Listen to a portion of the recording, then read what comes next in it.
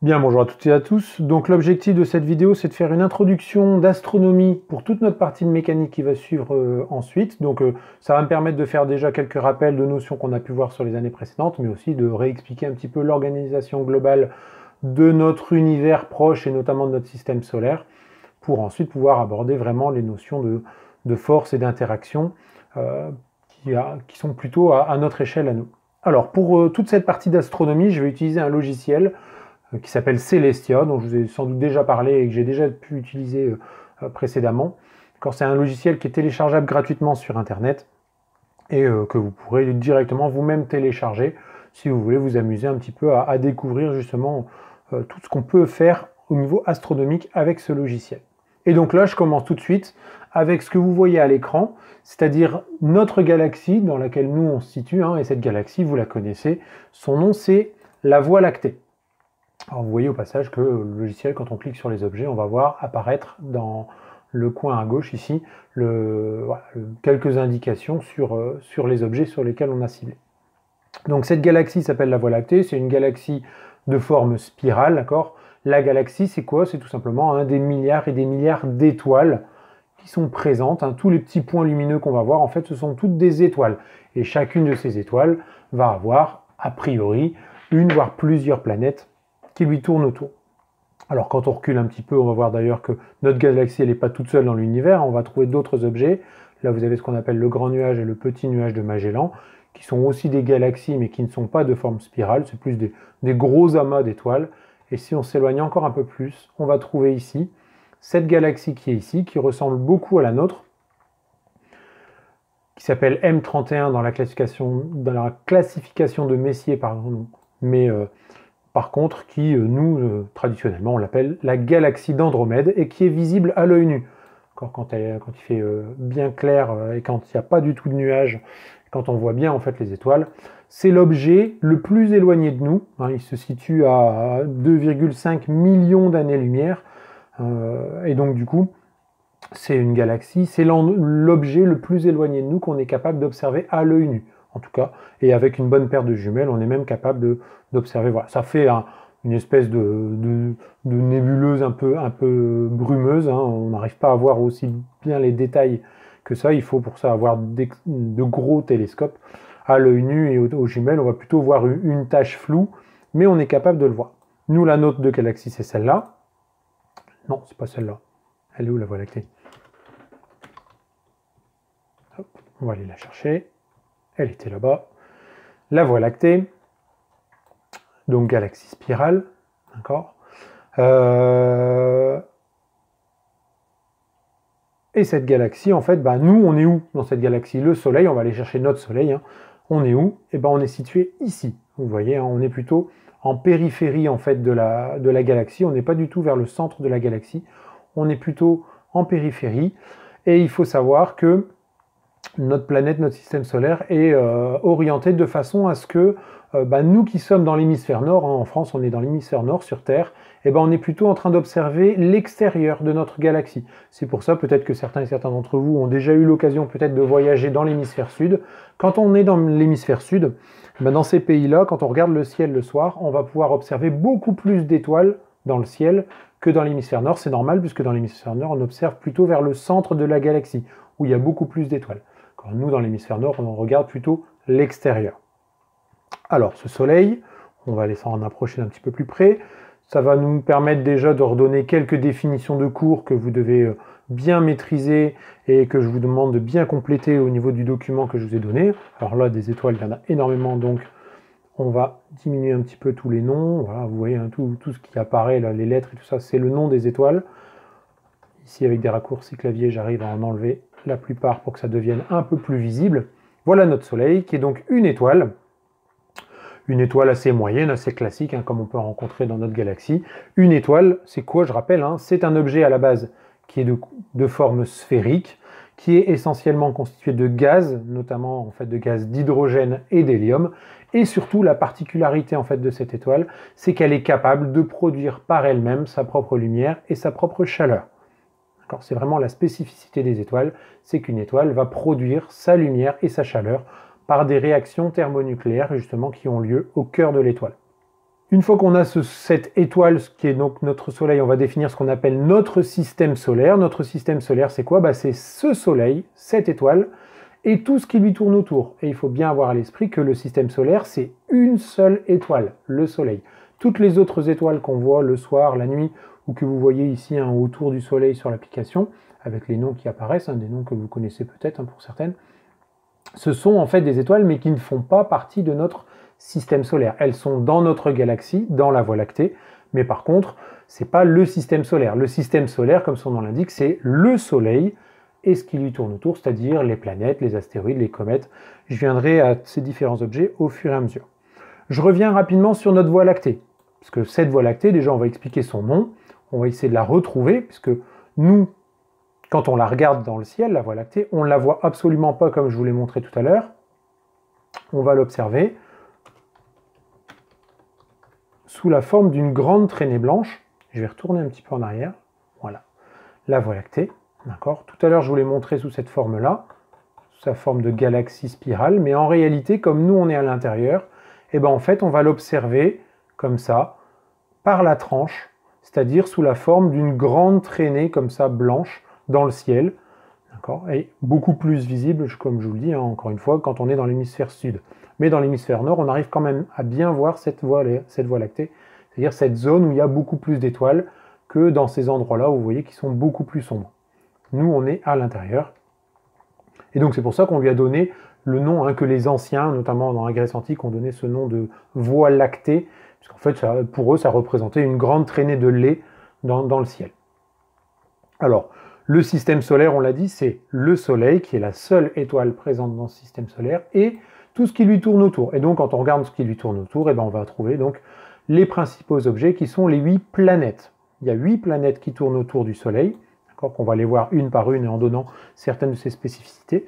Il y a une première chose qu'on va observer du coup grâce au logiciel Celestia ici, c'est ce qu'on appelle les orbites des planètes, c'est-à-dire leur trajectoire autour du Soleil. Toutes les orbites des planètes sont sur le même plan. Vous remarquez, avec le logiciel, je peux incliner comme ça, et vous voyez qu'en fait, elles vont toutes tourner sur le même plan autour du Soleil, et ce plan, il porte un nom, c'est ce qu'on appelle l'écliptique. Toutes les planètes tournent autour de ce plan qui est l'écliptique, et ça a énormément d'importance, déjà d'un point de vue physique, par rapport à certains phénomènes qu'on va rencontrer, même nous sur Terre, mais aussi par rapport à la classification des autres objets, qui ne sont donc pas des planètes. On en reviendra là-dessus un peu plus tard. Alors, une planète, c'est quoi? Une planète, il y a plusieurs définitions possibles pour la planète. La définition déjà qu'il faut connaître de la planète, c'est que c'est une planète de forme sphérique. Là aussi, la planète est suffisamment grosse et suffisamment massive, suffisamment lourde pour avoir une forme de sphère quasi parfaite. Et ces planètes, on va y trouver parfois autour d'elles des petits objets qu'on va appeler des satellites naturels ou artificiels quand ce sont des objets qui ont été créés par l'homme. Alors les planètes, on en a 8 qui tournent autour du Soleil et elles sont classées en 2 catégories. On va avoir celles qu'on va appeler les planètes internes, que vous voyez ici, et qui sont également ce qu'on va appeler des planètes telluriques, c'est-à-dire des planètes qui sont essentiellement constituées de roches, avec un sol solide sur lequel on peut marcher. Et vous les avez dans l'ordre ici, Mercure pour la première, Vénus ensuite, la Terre, la nôtre, en 3e position, et enfin, plus éloigné, Mars. On va aller voir chacune de ces planètes, une par une, pour donner un petit peu leur spécificité. Mercure pour commencer. Quand on regarde Mercure, sans même aller trop près de Mercure, on remarque que, vous voyez, sa trajectoire, ce qu'on appelle l'orbite de la planète autour du Soleil, c'est pas un cercle parfait, et le Soleil, il n'est pas au centre du cercle. En fait, on est sur une ellipse. Une ellipse, en gros, c'est le nom scientifique de ce qu'on va appeler l'ovale.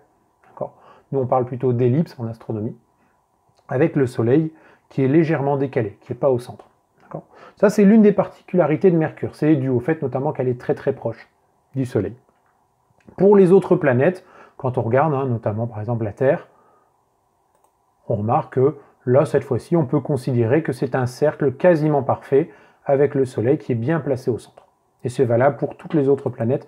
C'est vraiment surtout Mercure qui est un peu particulière, et Mars également, on voit, avec son orbite qui est légèrement décalée. Alors, Mercure. L'avantage du logiciel, vous voyez, c'est qu'on peut aller voir les objets très très près, comme si on était dans un vaisseau spatial. Et toutes les images que vous avez là, pour la plupart d'entre elles, sont de vraies images. de vraies photographies qui ont été faites et donc ensuite les objets ont été recomposés à l'ordinateur à partir de vraies photographies qui ont été prises par des télescopes ou par des sondes qui ont été envoyées dans l'espace. Voilà, Mercure qui est un petit peu toute seule, hein, il n'y a pas de satellite qui lui tourne autour, et vous remarquez du coup qu'elle ressemble beaucoup à un autre objet que vous connaissez, qui est la Lune. Pourquoi? Tout simplement parce que Mercure, déjà, elle est très petite. Quand vous voyez hein, ici, dans les informations qui vous sont données, un rayon qui est de 2500 km, hein, donc c'est, d'un point de vue astronomique, pas forcément un objet très très gros.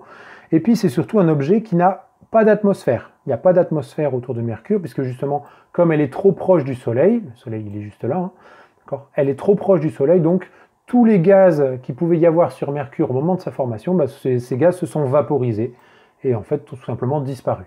Donc en fait, quand on regarde la surface de Mercure, on voit que c'est une planète bourrée de cratères, puisqu'en fait tous les objets qui passent à proximité, tous les petits astéroïdes qui peuvent passer à côté, vont tomber dessus directement, comme sur la Lune, ce qui va former cette structure pleine de cratères. Alors il y a un autre phénomène dû à l'absence d'atmosphère sur Mercure, c'est les températures. Alors vous avez ici à gauche une température qui est donnée. Déjà vous remarquez que l'unité est assez particulière, c'est en fait l'unité Kelvin. C'est pas l'unité classique que nous on utilise qui est normalement le degré Celsius. D'accord ? Donc ça je ne vais pas revenir dessus, c'est pas important pour cette année. D'accord ? Et surtout la valeur qui est donnée ici, c'est une valeur moyenne sur l'année complète. On va dire que voilà, la température moyenne de Mercure est de 440 Kelvin. En réalité, c'est beaucoup plus complexe que ça.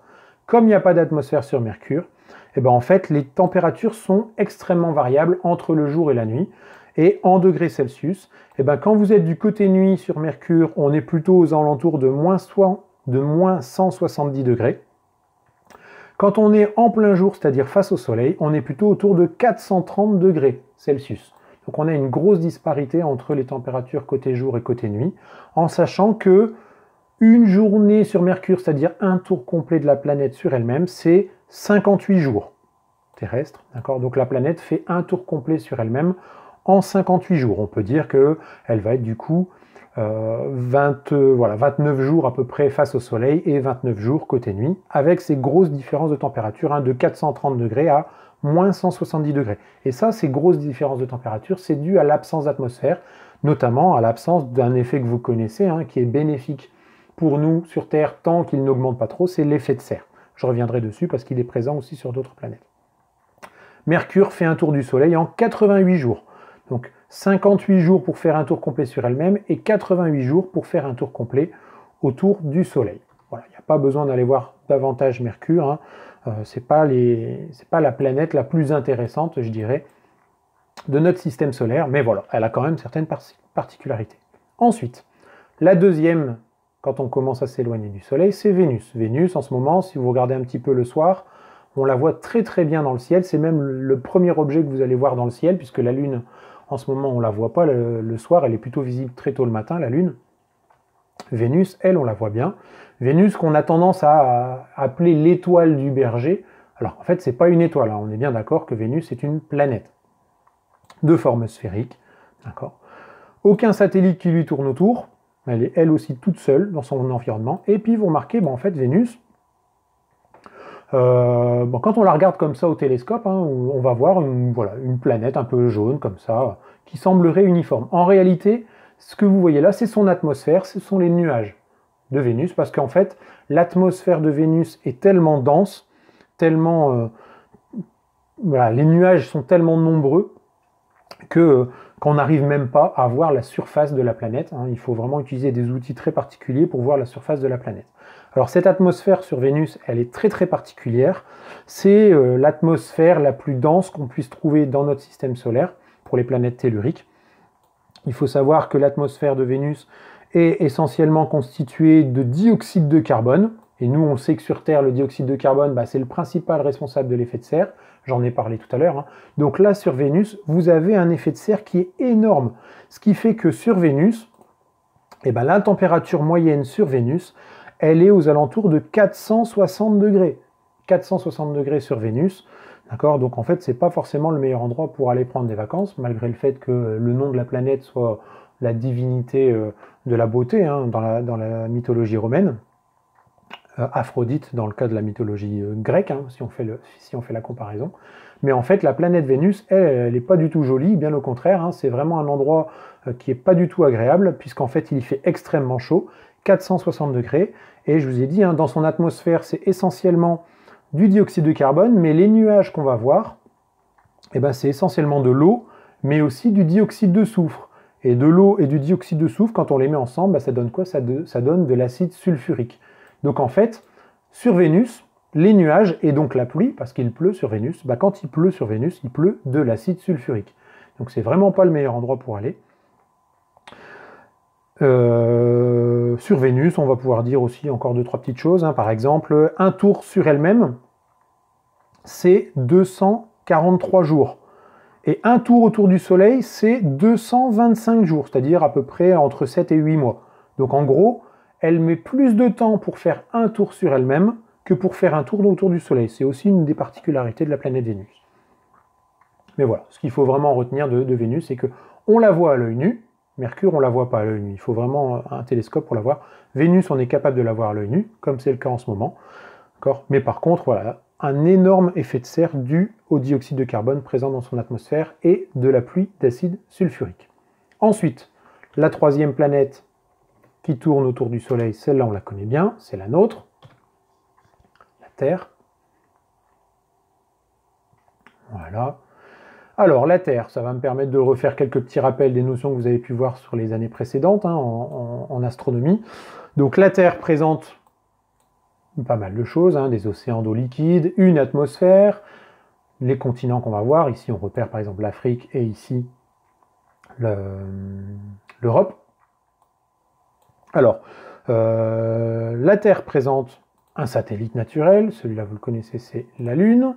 On va aller voir quand même pour bien montrer que cette Lune, elle est similaire un petit peu à ce qu'on connaît de Mercure qu'on a vu tout à l'heure, hein, c'est-à-dire un objet constellé de cratères, parce que comme il n'y a pas d'atmosphère, eh ben, elle n'est pas du tout protégée de ce qui se passe dans l'espace. Donc tous les astéroïdes, tous les objets qui passent à proximité tombent à sa surface et vont créer tous ces cratères-là.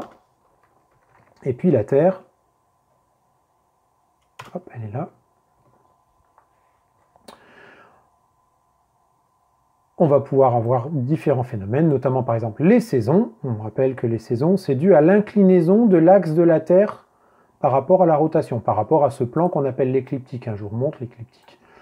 Le fait que toutes les planètes tournent autour du Soleil selon le même plan. Et puis nous, ici, quand on va regarder les axes de la planète et notamment sa rotation, je vais vous montrer aussi ce qu'on va appeler le terminateur, c'est-à-dire en fait la limite, le terminateur, hein, EUR, terminateur, la limite entre le jour et la nuit, la partie éclairée par le Soleil et la partie côté nuit. En fait, il y a une inclinaison. Il y a une inclinaison. Cette inclinaison, elle varie en fonction du moment dans l'année et en fonction de la position de la Terre autour du Soleil. Et c'est ce qui va créer les saisons. Là, par exemple, ici, en ce moment, on est sur le printemps et on s'approche de l'été. Donc, quand on va commencer à changer les dates, par exemple, ici, je vais indiquer également la grille, voilà, qu'on voit bien, hein, l'équateur notamment, et ici la position du pôle Nord. Quand on va regarder la Terre qui va tourner sur son axe, on va l'accélérer, c'est l'avantage du logiciel aussi, hein. Et justement cette inclinaison va progresser, ce qui fait que l'éclairage de la Terre va dépendre du moment de l'année, de la position de la Terre par rapport au Soleil. Et donc ici, par exemple, si on va prendre 4 dates assez spécifiques, on va aller se mettre par exemple au 21 juin,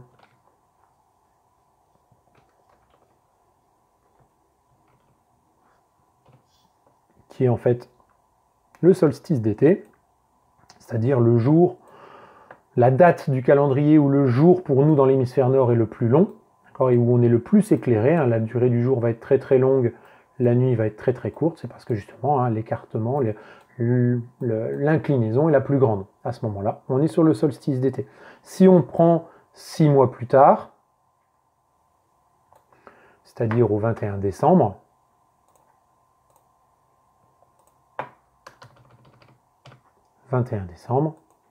on remarque que cette fois-ci, le Soleil est placé de l'autre côté, puisque la Terre a fait un tour complet autour du Soleil, Et surtout, on va se rendre compte que la partie éclairée par le soleil, pour nous dans l'hémisphère nord, est beaucoup plus petite que la partie qui est dans la nuit. C'est pour ça qu'en hiver, hein, les nuits sont beaucoup plus longues que le jour. Et là, on est à la date du solstice d'hiver, c'est-à-dire la date du calendrier où justement la nuit est la plus longue et le jour est le plus court.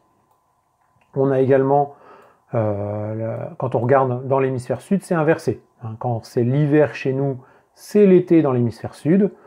Ce qui montre bien que les saisons, c'est absolument pas dû à la distance par rapport au soleil. Hein. C'est pas parce qu'en été, il fait plus chaud, c'est pas parce qu'on est plus proche du soleil. Ça n'a rien à voir, puisque quand on regarde justement, en ce moment pour nous, si je me remets à la date du 21 janvier, du 21 juin, pardon, solstice d'été, voilà. Quand nous sommes en été, au même moment, c'est l'hiver dans l'hémisphère sud. D'accord ? Et pendant que nous, on est à la plage, et ben dans l'hémisphère sud, eux, ils font du ski sur les montagnes. C'est exactement le même principe 6 mois plus tard par rapport à l'hiver et l'été. Mais on est bien ici sur des saisons qui sont dues à l'inclinaison de l'axe de la Terre et non pas à la distance par rapport au Soleil. On l'a vu tout à l'heure sur l'orbite terrestre, la distance par rapport au Soleil, elle est quasiment similaire tout au long de l'année. Il n'y a pas de grande variation. Deux autres dates importantes qui sont les équinoxes de printemps et d'automne. Équinoxe de printemps au 21 mars et le jour, la date dans le calendrier où le jour et la nuit ont exactement la même durée. C'était le 21 mars et la même chose le 21 septembre pour l'équinoxe d'automne. C'est pas la peine ici d'aller voir, je pense que vous avez compris le principe. Surtout que c'est des choses que je vous avais déjà un petit peu expliquées. Ce qu'on va pouvoir regarder également sur la Terre, si je me remets à la date d'aujourd'hui, ce sont les phases de la Lune. Voilà, donc là, la Lune, on va essayer de la retrouver.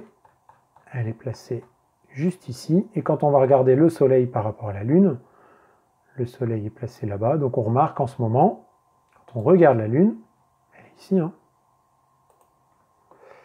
et bien du coup, la Lune, elle est éclairée sur sa partie gauche. C'est-à-dire que quand on va observer la Lune depuis la Terre, je me rapproche dans ce sens-là, hein, je suis sur Terre, vous voyez, on est sur Terre, on regarde la Lune, et bien en fait on va voir pour l'instant un croissant à gauche, on est presque sur le premier quartier, on est sur le dernier, pardon, presque sur le dernier quartier, puisqu'ici le Soleil est situé sur la gauche, donc il éclaire cette partie-là.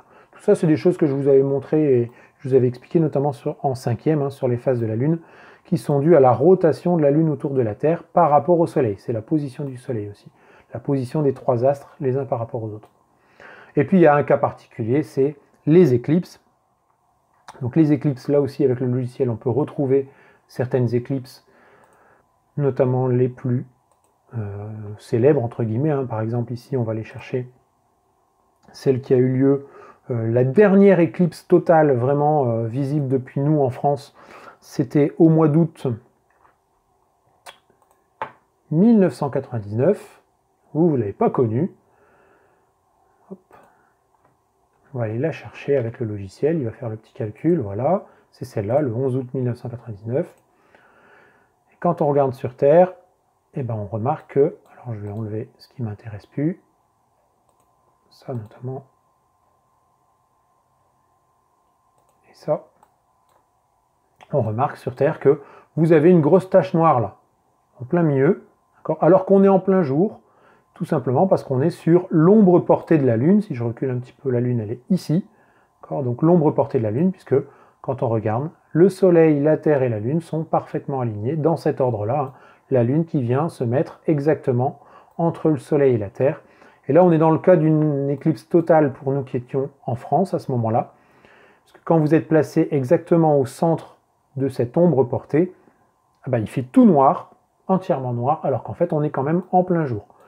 Et quand on regarde, quand on augmente la rotation terrestre, on voit cette ombre portée qui se déplace. Hop, ici on peut revenir dans le temps dans le sens inverse, comme si la Terre tournait dans l'autre sens. Hein. Et on voit que voilà, la France, par exemple, était plongée dans le noir. Hop, si je m'arrête, ben, il était aux alentours de 12h30. Voilà, c'était à 12h30, le 11 août 1999, que la France était plongée dans le noir. Alors, on est à 12h30, donc bien en pleine journée. Alors si on regarde d'autres dates, notamment plus proches de nous, hein, eh ben on va aller chercher en 2021.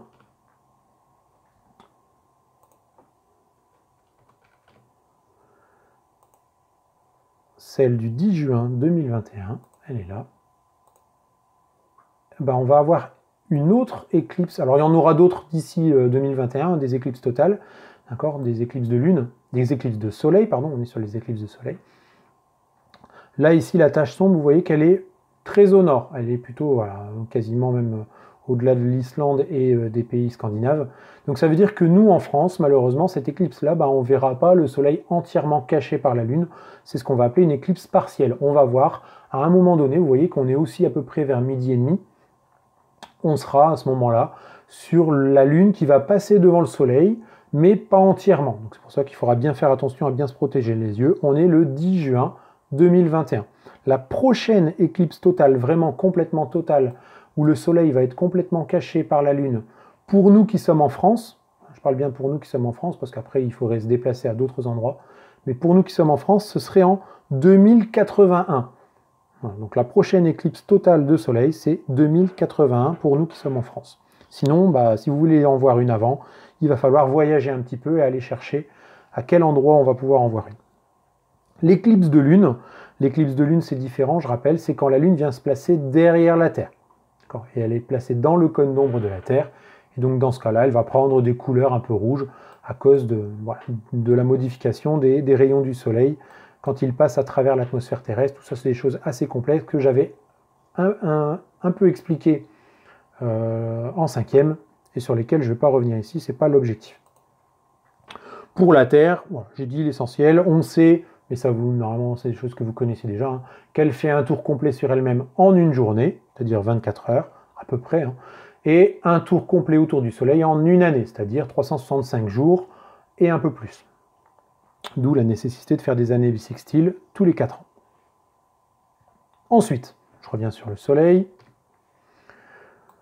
On a vu Mercure, Vénus et la Terre. La dernière planète interne, c'est-à-dire proche du Soleil, hein, qu'on va aussi dire tellurique, puisque essentiellement constituée de roches avec un sol sur lequel marcher, c'est la planète Mars. Alors la planète Mars, en ce moment, elle est visible à l'œil nu. D'accord ?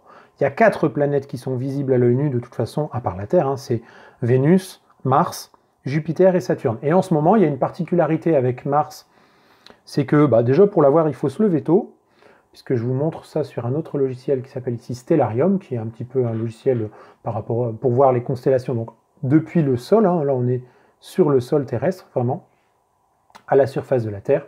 Et en ce moment, si vous êtes un peu lève-tôt, voilà, c'est vers 6h30 du matin, juste avant que le soleil se lève, puisque vous voyez que le soleil il est juste ici, et il va bientôt se lever, donc ça sera plus visible. Mais en ce moment, vers 6h30 du matin, vous avez la Lune, la planète Mars, la planète Saturne et la planète Jupiter qui sont quasiment parfaitement alignés. Mais bon, pour voir ça, il faut se lever un petit peu tôt. Voilà, 6h30 du matin en ce moment. Au moment où je fais cette vidéo, c'est-à-dire, voilà, mi-avril. Je reviens sur le logiciel Celestia et cette planète Mars. Déjà, vous remarquez que la planète Mars, il y a des choses qui lui tournent autour. 2 satellites naturels qui s'appellent Phobos et Deimos.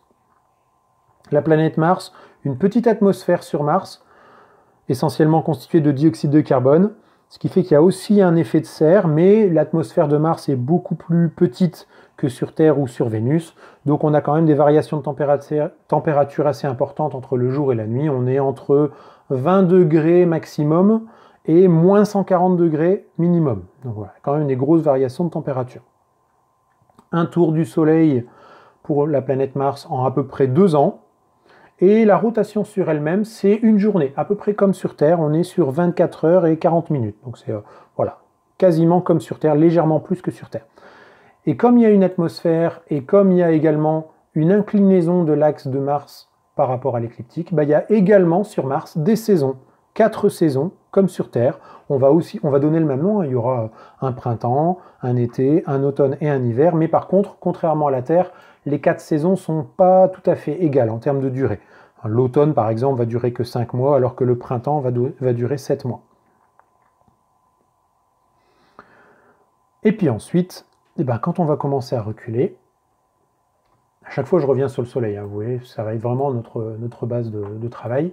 On recule, on a donc vu les 4 planètes telluriques, Mercure, Vénus, la Terre et Mars, qui sont donc essentiellement constitué de roches. Quand on commence à s'éloigner, on va trouver en fait toute une zone qui semble vide, mais qui en réalité ne l'est pas. C'est en fait ce qu'on va appeler la ceinture d'astéroïdes, parce qu'à cet endroit-là, on va trouver plein d'objets qui s'appellent les astéroïdes. Je vous montre ce que ça donne, hein, les astéroïdes, on peut les faire apparaître. Voilà les astéroïdes, leurs orbites. Alors les astéroïdes, c'est quoi? Bon, on va aller voir un petit peu ce que c'est. Hein. Vous voyez que ce sont des objets qui vont tourner chacun selon soit des cercles parfaits autour du Soleil ou légèrement décalés, comme celui-ci, vous voyez, qui fait vraiment une ellipse assez allongée. Et puis, ils vont avoir des formes et des tailles assez différentes. Par exemple, je vais vous en montrer juste deux. On va aller voir Vesta, par exemple, qui est ici. Alors, la particularité des astéroïdes, c'est que ce sont des objets qui sont trop petits pour être de forme sphérique. Ça reste de la roche, c'est essentiellement constitué de roche, mais ils sont trop petits. Vous voyez, par exemple, Vesta, ici, fait en rayon 280 km. 280 km. Voilà, je vous montre par rapport à ce que ça donne, par rapport à la taille de la France, par exemple. Hein, c'est plus petit que la taille de la France, clairement. On est vraiment sur des objets qui sont assez petits. Et comme ils sont très petits, vous voyez qu'ils n'ont pas cette forme sphérique que vont avoir les planètes. C'est pour ça qu'on ne peut pas appeler ça des planètes. Ce sont donc des objets qui sont vraiment avec des formes qui peuvent être très particulières. Ici, vous avez donc une forme assez allongée, presque sphérique, mais quand même assez aplatie sur les côtés. Ça, c'est Vesta. Un autre objet que j'aime bien, parce qu'il a un nom sympa, je vous laisserai réfléchir pourquoi, c'est Bacchus. Voilà un des astéroïdes également qui tourne dans cette ceinture d'astéroïdes. Et là, vous voyez qu'on est sur une forme complètement biscornue, d'accord, de cet astéroïde. Alors ces formes-là, en astronomie, on leur donne un nom assez scientifique qu'on appelle la patatoïde. Je pense que vous comprenez assez facilement pourquoi on appelle ça une patatoïde. En tout cas, c'est très petit. Vous voyez la taille, 550 mètres de rayon, c'est-à-dire en diamètre. Si on prenait un diamètre, si on considérait que c'était une sphère parfaite, on serait à 1 km à peine de diamètre. Donc c'est vraiment des objets qui sont tout petits. Ça, ce sont donc les astéroïdes, essentiellement constitués de roches, mais qui ne sont pas du tout de forme sphérique et qui sont extrêmement petits. On va les enlever parce que sinon on ne voit plus rien. Et puis on va aller voir donc maintenant les autres planètes. On a vu les 4 planètes telluriques, on s'éloigne et on va voir apparaître ici les 4 autres planètes qui sont donc les planètes géantes externes, puisqu'elles sont au-delà de la ceinture d'astéroïdes, qu'on appelle également les géantes gazeuses, puisqu'elles sont essentiellement constituées de gaz. La plus grande, la plus grosse, bien visible, je vous l'ai montré tout à l'heure, très tôt ce matin en ce moment, à l'œil nu, c'est Jupiter, qu'on reconnaît aussi assez facilement avec sa grande tache rouge, donc essentiellement constitué de gaz pour Jupiter. Alors, au niveau température, c'est difficile de parler de température pour les planètes géantes gazeuses, puisque ça va dépendre de la profondeur, puisque ce sont des gaz, ça va dépendre de la pression. Voilà, il n'y a pas forcément de température. En général, on dit une température moyenne de moins 160 degrés Celsius sur Jupiter, mais bon, encore une fois, ça n'a pas vraiment de sens. Ça peut être beaucoup plus comme beaucoup moins. On est sur essentiellement des gaz d'hydrogène, du dihydrogène H2. Tiens, ça au passage, c'est le gaz dont on a parlé dans notre cours sur les réactions entre l'acide chlorhydrique et le fer, par exemple, si vous retournez voir le chapitre de chimie qu'on a fait juste avant. C'est typiquement ce gaz-là, le dihydrogène H2, qui, quand il est mis en présence d'une flamme, d'une source de chaleur, va provoquer une détonation, ce bruit caractéristique. Et en fait, c'est essentiellement constitué de ce gaz-là, Jupiter, et aussi de l'hélium. Et si vous vous souvenez un petit peu de ce que je vous ai dit tout à l'heure sur les étoiles, les étoiles, c'est exactement la même constitution. De l'hydrogène et de l'hélium. En gros, on peut considérer que Jupiter, c'est la même constitution que les étoiles, sauf qu'en fait, elle est beaucoup trop petite, beaucoup trop légère pour avoir justement le déclenchement dans son cœur de ces réactions thermonucléaires qui font apparaître de la chaleur et de la lumière. On peut considérer en gros que Jupiter, et ça va être pareil pour Saturne, ce sont des planètes finalement qui auraient pu être des étoiles, mais qui sont trop petites et qui ne se sont donc pas allumées. Donc du coup, maintenant, ça reste des planètes géantes, gazeuses, constituées essentiellement donc de gaz, de l'hydrogène, du dihydrogène, pour être précis, la molécule H2, et de l'hélium. 12 ans pour Jupiter pour faire un tour autour du Soleil. Une rotation, là par contre ça va très très vite, c'est 10 heures. C'est une planète qui est géante, beaucoup plus grosse que la Terre, mais elle ne met que 10 heures pour faire un tour complet sur son axe. Du coup, ça lui donne en fait une forme qui n'est pas parfaitement sphérique, elle est légèrement aplatie sur les pôles.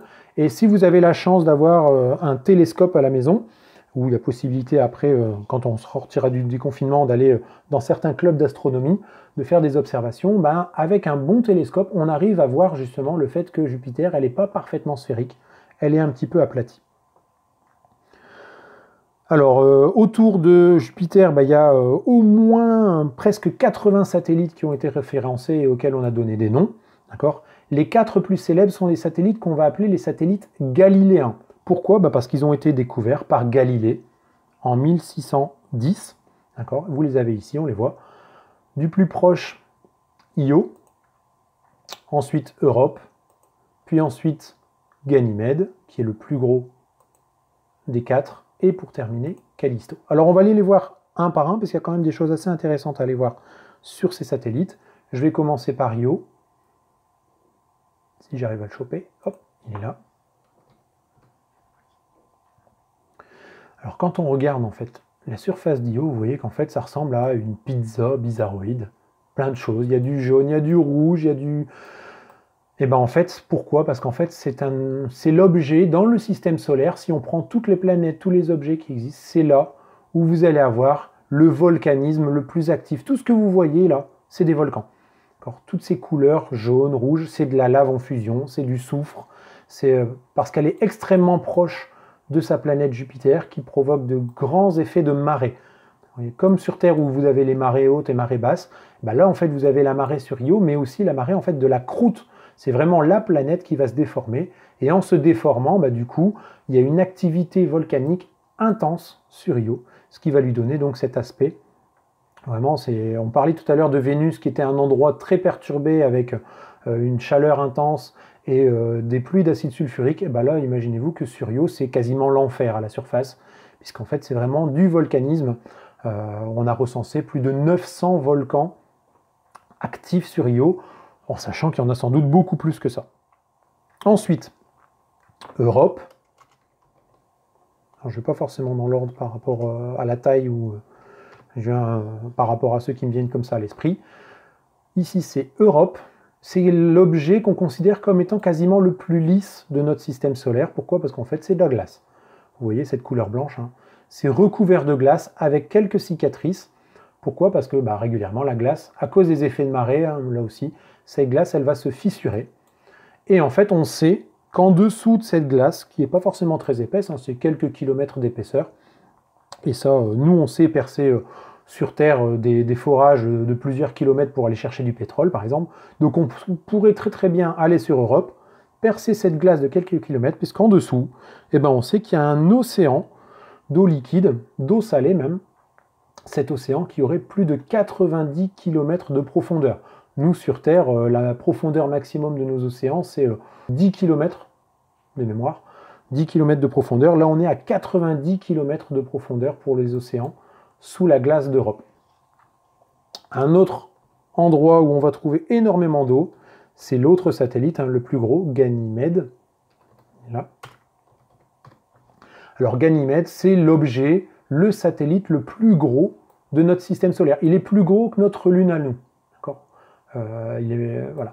C'est un objet qui est quand même assez massif. Il est même plus gros que la planète Mercure, par exemple. Et puis, en fait, on sait que là aussi, sous la glace, parce que ça ne se voit pas forcément au niveau de la couleur, mais en fait, il y a énormément de glace sur Ganymède. Et sous cette glace, on sait qu'il y a un océan. Et les calculs et les études ont montré qu'en fait, il y aurait quasiment plus d'eau sur Ganymède que sur Terre. Voilà, nous, sur Terre, on sait qu'il y a énormément d'eau, dans nos océans notamment, mais c'est des océans qui finalement ne sont pas très profonds, quand on regarde par rapport à la taille complète de la Terre. 10 km de profondeur sur une planète qui fait 6400 km de diamètre, de rayon, pardon. 6400 km de rayon. Alors que là, sur Ganymède, on a vraiment énormément d'eau, quasiment plus que sur la planète Terre. Callisto, on va aller juste le voir pour comprendre, pour voir un petit peu à quoi il ressemble, mais là aussi, il n'y a pas forcément grand-chose à dire dessus. Là aussi, a priori, par contre à très très grande profondeur, si on va percer, là il faut vraiment percer à très grande profondeur, il y a également un océan d'eau liquide.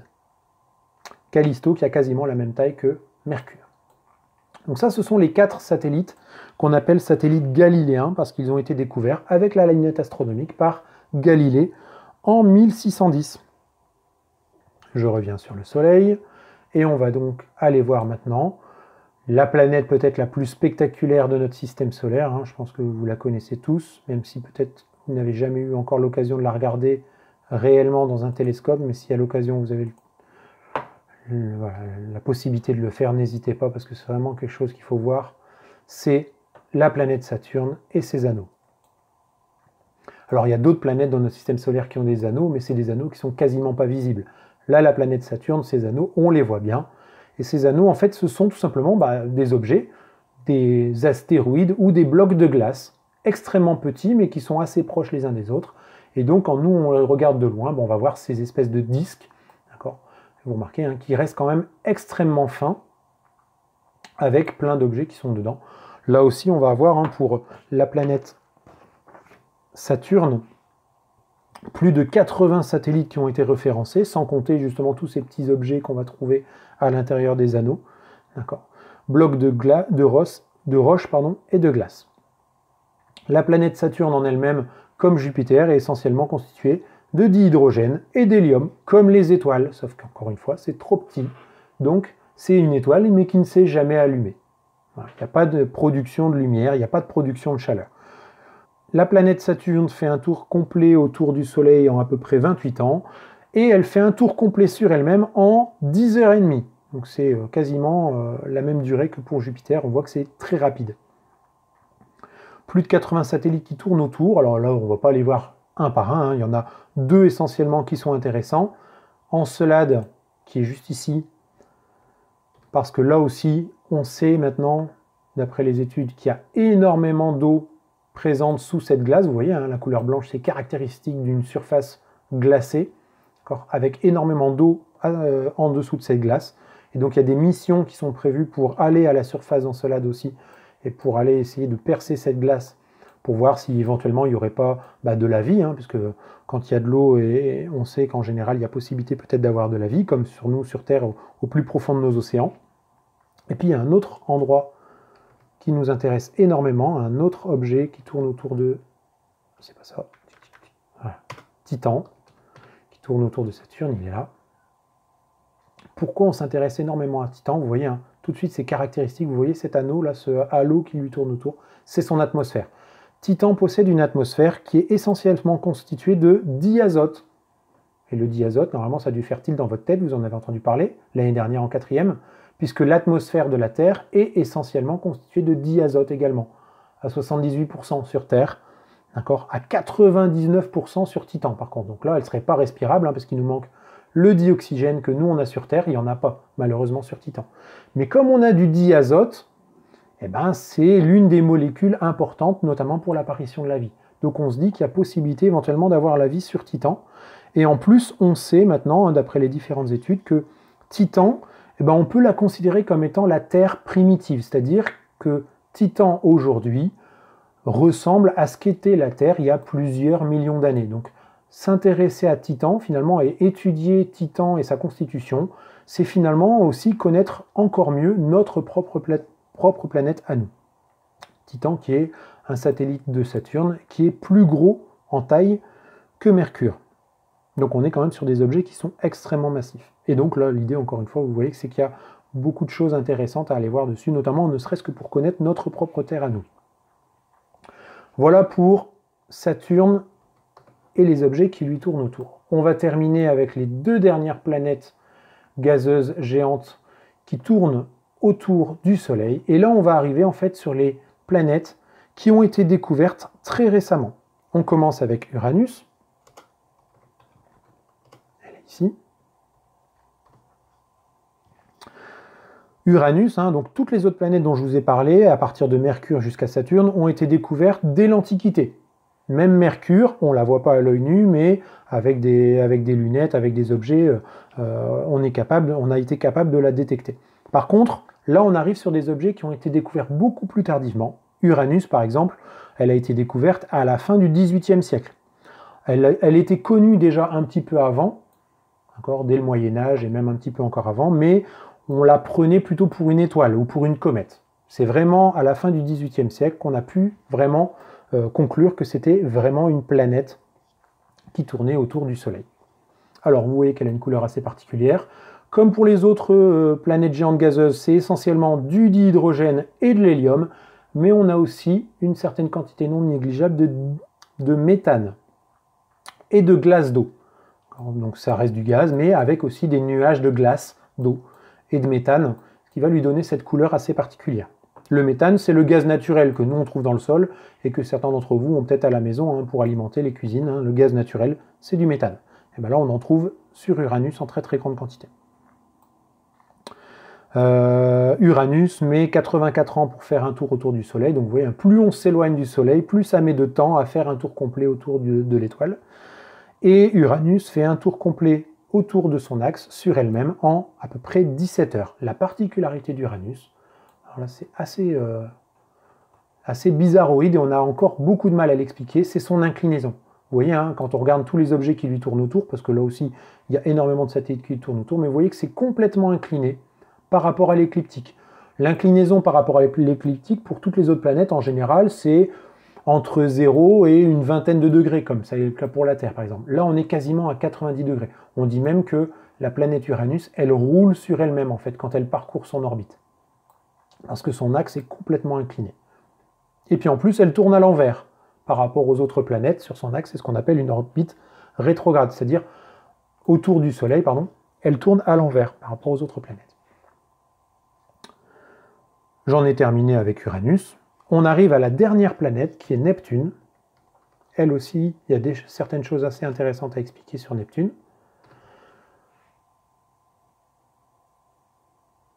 Voilà, donc déjà la première chose c'est sa couleur. Quand on la regarde dans un télescope, on voit clairement cette couleur bleue assez caractéristique qu'on a encore beaucoup de mal à expliquer.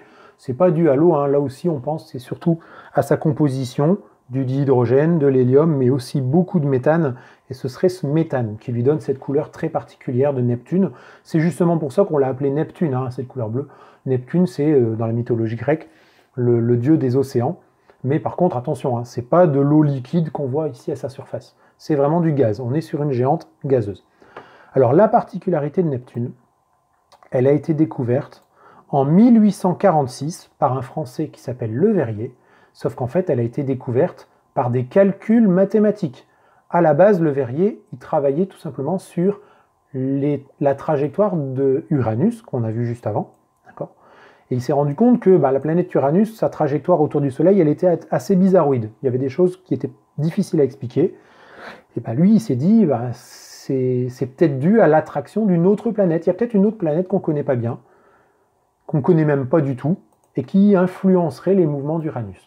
Et donc il a fait plein de calculs en utilisant les lois de Newton notamment. Et en faisant ces calculs, il s'est dit, en fait, il existe peut-être une planète à tel endroit de notre système solaire. Et il a donné en fait toutes ces coordonnées à un physicien allemand qui disposait d'un gigantesque télescope. Et il lui a dit, il faut que tu regardes dans le ciel avec ton télescope, tel jour, à telle heure, à tel endroit dans le ciel. Et normalement, si je ne me suis pas trompé, il y a une planète. Le physicien allemand, c'est ce qu'il a fait. Il a braqué son télescope au bon moment et à la bonne direction. Et il a trouvé Neptune. Donc Neptune, en fait, sa particularité, c'est que c'est une planète qui a été découverte grâce aux mathématiques avant même d'être observée physiquement avec un télescope. L'observation par le télescope n'a été qu'une vérification, en fait, des calculs mathématiques de Le Verrier. La révolution de Neptune, c'est la plus éloignée autour du Soleil, donc vous voyez qu'il y a aussi des petites choses qui lui tournent autour. Et Neptune tourne autour du Soleil en 165 ans. C'est vraiment la plus éloignée autour du Soleil. Elle fait un tour sur elle-même en 16 heures. Ça va beaucoup plus vite pour faire un tour sur elle-même que pour faire un tour autour du Soleil. Voilà pour ce qui est des planètes, les 4 planètes telluriques. Je rappelle dans l'ordre, Mercure, Vénus, la Terre et Mars. Et puis ensuite, Jupiter, Saturne, Uranus et Neptune pour terminer.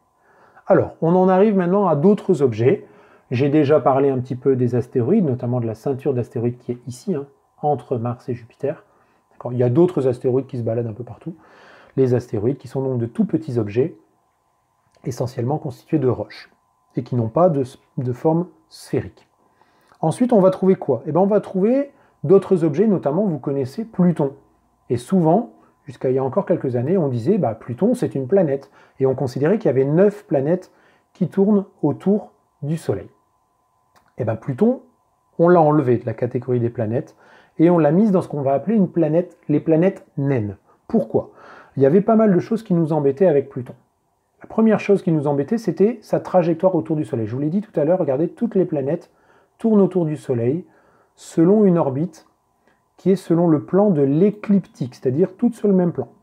Et bien Pluton, quand on regarde Pluton et son satellite qui lui tourne autour, Charon, pardon, comme ça. Quand on regarde le mouvement de Pluton autour du Soleil, eh ben, il y a un problème déjà. C'est que ce n'est pas du tout sur l'écliptique. Donc cet objet-là posait problème. Ensuite, quand on regarde Pluton, vous voyez vraiment son orbite qui n'est pas du tout selon l'écliptique, contrairement aux autres planètes. Donc déjà, problème. Ensuite, quand on va plus près de Pluton, on remarque qu'elle n'est pas toute seule. Elle est accompagnée d'un autre objet, donc Pluton est ici, je vais mettre côté Soleil pour qu'on la voie.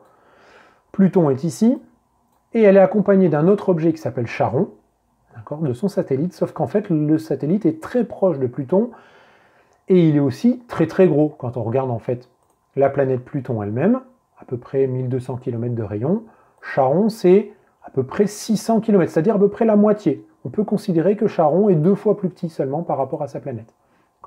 Et donc le problème que ça va avoir, c'est que quand on regarde le mouvement des deux objets, si j'accélère un petit peu le mouvement, et ben en fait ces deux objets qui tournent, c'est pas Pluton qui est au centre et qui ne bouge pas, et Charon qui lui tourne autour, c'est les deux objets qui tournent autour en fait d'un centre d'inertie, d'un centre de gravité qui serait à peu près dans cette zone-là. Donc en fait, c'est deux mouvements qui sont très particuliers. La planète Pluton n'a pas réussi vraiment à se mettre au milieu et à faire que son petit satellite lui tourne bien autour. C'est beaucoup plus complexe que ça. Donc deuxième problème, hein. Le premier problème, on l'a vu, c'est l'orbite qui n'est pas selon l'écliptique.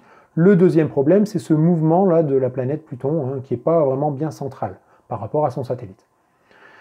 Et puis troisième problème, il faut savoir déjà que Pluton a été découverte au début du XXe siècle. Et puis on arrive aux alentours de l'an 2000, 2005, on trouve un objet qui s'appelle Eris, qui est situé là-bas. On va aller chercher, il est là. D'accord. Très éloigné par rapport au Soleil, par rapport aux autres planètes. Alors, je vais revenir sur le Soleil pour qu'on voit bien, parce que sinon, ça ne va pas aller. Voilà. Eris, il est ici. Donc un objet, vous voyez qu'il n'y a pas du tout une trajectoire circulaire, c'est pas du tout un cercle, c'est pas du tout selon l'écliptique, bien au contraire, c'est complètement incliné. Mais par contre, quand on va voir, eh ben en fait, c'est un objet qui est quasiment sphérique, qui est même bien sphérique. Alors par contre, on va arrêter le temps, sinon on va être malade. Qui est bien sphérique, donc on pourrait dire c'est une planète, c'est bien sphérique, sauf que c'est pas selon l'écliptique, c'est une orbite qui est très allongée, très elliptique. Et puis surtout, quand on regarde la taille, c'est presque plus grand que Pluton. Donc on aurait un objet qu'on devrait considérer comme une nouvelle planète, comme Pluton. Vous voyez qu'il y a même encore des choses qui lui tournent autour. Donc Pluton est une planète, mais Eris devrait du coup lui aussi être une planète. Sauf que là, ça nous pose vraiment problème, cette histoire d'orbite qui est complètement décalée. Bon, bref. Du coup, on est en 2006, et en 2006, on va décider de créer une nouvelle catégorie qu'on va appeler les planètes naines. Et en fait, plutôt que de rajouter Eris et même d'autres objets qu'on a découverts après dans la catégorie des planètes et d'avoir de plus en plus de planètes qui tournent autour du Soleil, on s'est dit, on va s'arrêter à 8 planètes, les 4 planètes telluriques, les 4 planètes géantes gazeuses, et puis tous les autres objets qui ressemblent à des planètes mais n'en sont pas vraiment, et Pluton en fait partie. Ça va rentrer dans cette catégorie qu'on appelle les planètes naines. Alors, ça s'est décidé par vote. C'est en 2006, hein, l'Union d'astrophysique internationale s'est réunie, a voté.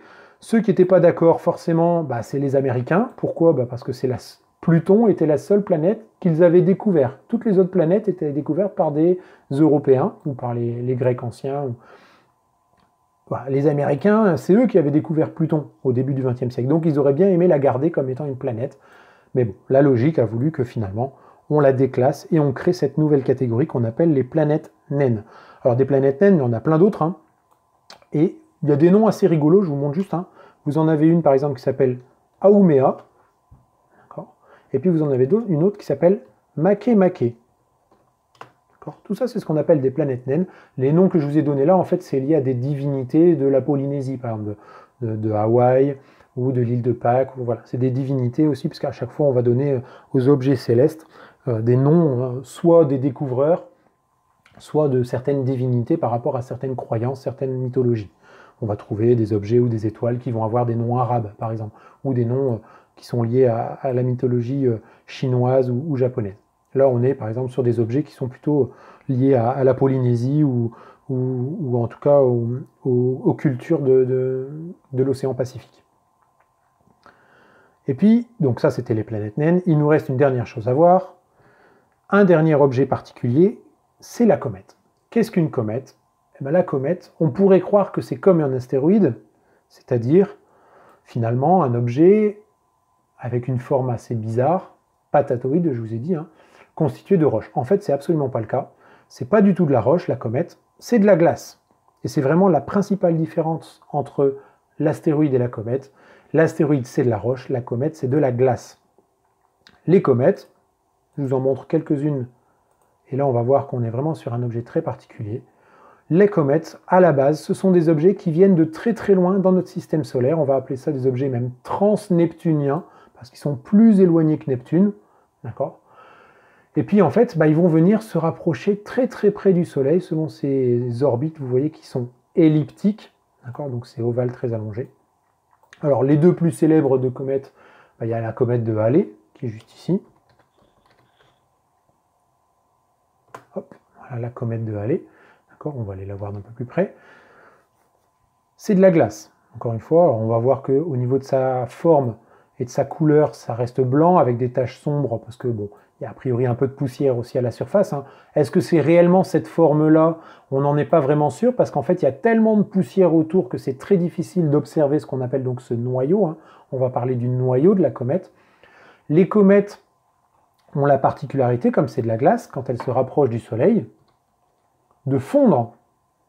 C'est-à-dire que la glace va fondre, va même passer à l'état gazeux, et donc ça va créer en fait d'immenses panaches lumineux qu'on va même être capable d'observer à l'œil nu. Hein. La comète de Halley, par exemple, était observable à l'œil nu dans les années 80, aux alentours de en 1986.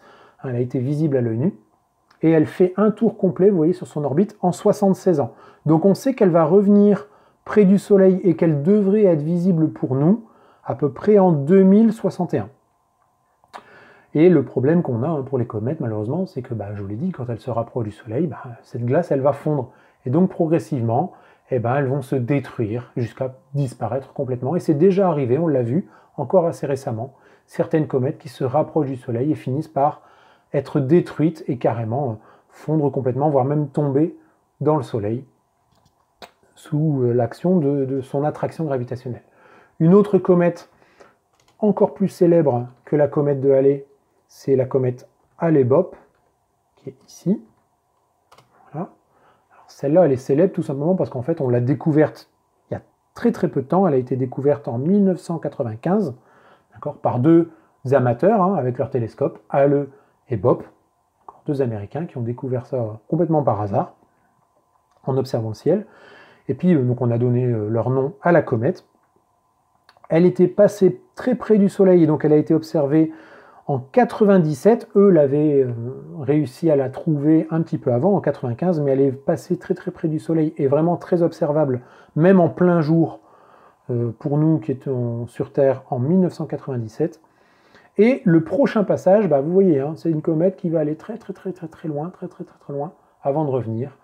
On estime, parce que là aussi on ne sait pas trop encore quelle est vraiment sa trajectoire, mais on pense qu'elle devrait revenir près du Soleil à peu près aux alentours de l'année 4400. après Jésus-Christ. Voilà, donc elle va mettre encore quasiment 2000 ans avant de revenir près du Soleil. Et ça, ce sont donc des objets très particuliers. C'est de la glace, parce que ce sont des objets qui viennent de très très loin dans notre système solaire, mais qui ont tendance parfois comme ça à venir près du Soleil, et malheureusement parfois à être complètement détruits.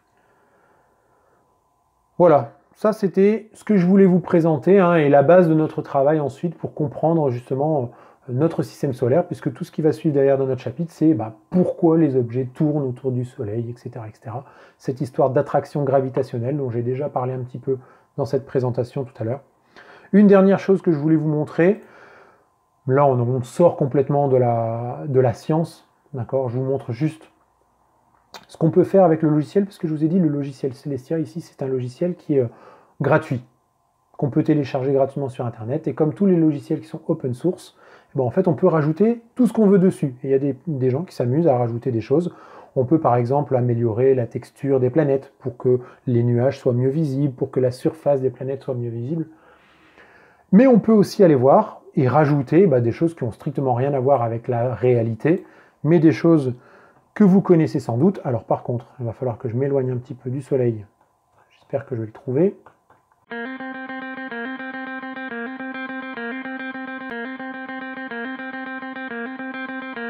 On va chercher une étoile en particulier que j'avais notée, qui est celle-ci.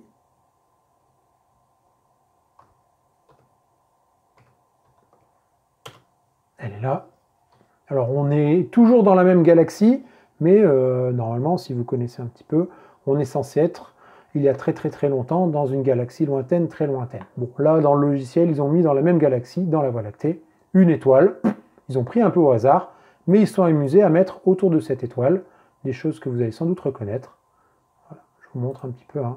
Donc ça, c'est ce qu'on appelle en fait des add-ons, c'est-à-dire des choses qu'il faut télécharger en plus et rajouter sur le logiciel. Et puis, si vous êtes un petit peu curieux, si vous allez chercher sur YouTube, vous verrez, en fait, il y a même des gens qui s'amusent à créer carrément des courts-métrages avec le logiciel Celestia et des choses qui sont rajoutées dessus, des courts-métrages de science-fiction. Ça, vous connaissez, hein. Normalement, si vous connaissez un petit peu certains films de science-fiction assez célèbres, notamment, encore une fois, des choses ici, autour de cette planète Tatooine, ils ont décidé d'y mettre le Faucon Millenium. Je pense que tout le monde l'a reconnu. Et puis, on va même aller chercher, toujours autour de la même étoile, une autre planète, ici, avec, quand on s'en éloigne un petit peu, tout le monde a reconnu ce qui lui tourne autour. Voilà ce qu'on peut faire avec ce logiciel, aussi bien faire des choses très sérieuses et vraiment scientifiques pour expliquer des notions essentielles sur notre système solaire et sur notre univers, mais aussi s'amuser un petit peu en y ajoutant tout et n'importe quoi. Voilà, j'espère que cet exposé vous aura été utile pour comprendre un petit peu notre introduction sur notre partie de mécanique et sur la gravitation. Et puis, si vous avez des questions, n'hésitez pas à les poser dans le NT. Si vous avez envie de vous amuser avec le logiciel Celestia pour vous promener dans notre système solaire et dans notre univers, allez-y, n'hésitez pas. Je vais vous mettre tous les liens sous la vidéo dans les commentaires. Vous êtes en confinement, donc normalement vous devriez avoir un petit peu de temps pour faire ça, si vous le souhaitez et si ça vous intéresse. Bon courage et à la prochaine!